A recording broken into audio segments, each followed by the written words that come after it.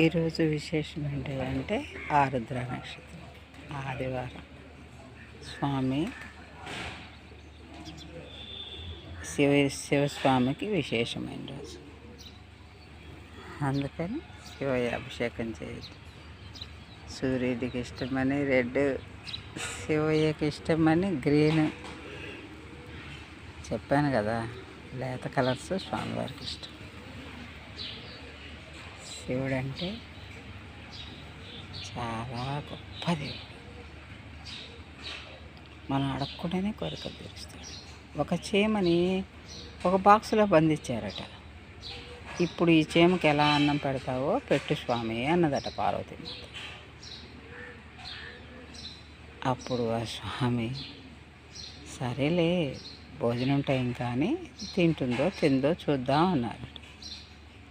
సరేలేమని బంధించి ఇచ్చేయమని అలాగే ఉంచి అందరి భోజనం వేళ అయిందట. అంటే భోజనం వేళ స్వామివారి పెట్టే టైం అయితే 12:30 నుంచి 1 గంటలోపు. అది శివుని యొక్క ప్రసాదం మనం స్వీకరించే టైం. తర్వాత మన ఇష్టం అనుకోండి. అప్పుడు 1 గంట టైంలో మాత బాక్స్ భరణి మూత తీసి చూసిందట. దాంట్లో చీమ చిన్న అన్నం మెతుకుని తింటూ కనిపించిందట. అప్పుడు స్వామి, మీరెంత గొప్ప దేవుడు స్వామి, ఆకలితో ఎవరిని ఉండనివ్వరా అంటే స్వామి అన్నారట, పార్వతి నువ్వు అన్నపూర్ణవి, నువ్వు నా పక్కన ఉన్నప్పుడు ప్రజలు ఆకలితో ఎలా ఉంటారు, జీవులు ఆకలితో ఎలా ఉంటారు. అందుకని ఏ జీవుడికి కావాల్సిన ఆహారం ఆ జీవుడికి నీ ద్వారా నాకు, నా ద్వారా జీవులకి అందుతుంది పార్వతి అని చెప్పాడు.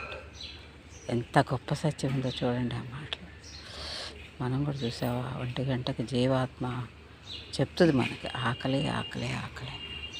అప్పుడు మనకు తెలియకుండానే ఎక్కడ ఏదున్నా పండు ఫలము అన్నము మనకు అందుబాటులో ఉన్నది టకటకా తినేసి నీళ్లు తాగుతాయి.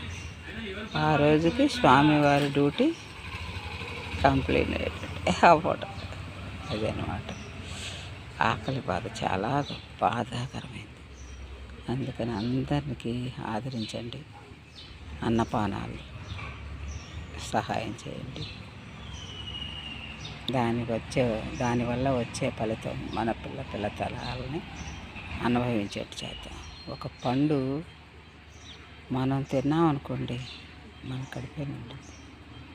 అదే పండు 10 మంది పంచుకొని తిన్నాం అనుకోండి, దాంట్లో ఉన్న మాధుర్యం అర్థమైంది, 10 మందికి అర్థమైంది. ఒక్కళ్ళమే తింటే మనకే తెలుస్తుంది. 10 మంది పంచుకొని తిన్న పండులో ఉన్న మాధుర్యం అందరికీ తెలుస్తుంది. అప్పుడు మన మనసు కూడా ఆటోమేటిక్గా వాళ్ళందరికీ అర్థమైంది, ఓహో ఈ మాత అందరినీ గౌరవిస్తుంది, తను ఒంటరిగా ఏది భుజించదడుగుంటా అన్న విషయం వాళ్ళకి అర్థమైపోతుంది. అలాగే అందరితో కలిసి ఉందాం, అందరినీ బాగుండాలని కోరుకుందాం. ఓకేనా? Like and subscribe. Okay, bye.